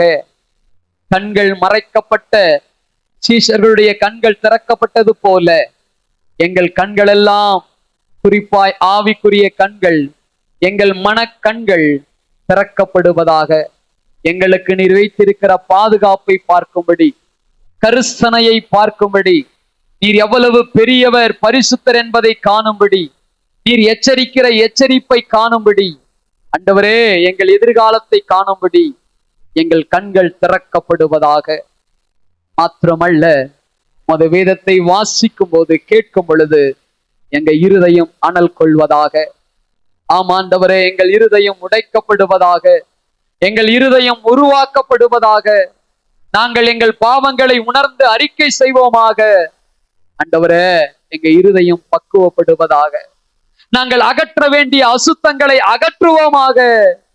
உமது வேதத்தை வாசிக்கும் போது எங்கள் ஆவியின் வரங்கள் செயல்படுவதாக. இங்க இருக்கிற ஒவ்வொரு பிள்ளைகளுக்குள்ளும் அப்படிப்பட்ட தயவை கர்த்தர் கொடுப்பீராக. மகிமையான மகத்துவமான சாட்சிகளாய் மாற்றினீங்களே, எங்களையும் மாற்றுங்க. நாங்க வெறுமென சாட்சி சொல்லுகிறவராய் இல்லாமல் நாங்கள் சாட்சிக்குரிய நபர்களாய் பிரதிபலிக்க எங்கள் அத்தனை பேருக்கும் உதவி செய்யும். இந்த நாள் முதற்கொண்டு ஆண்டவரே கர்த்தாவே, உம்முடைய விசேஷித்த கரம், உம்முடைய விசேஷித்த வழி நடத்துதல் எங்க எல்லாருக்கும் உண்டாகட்டும்.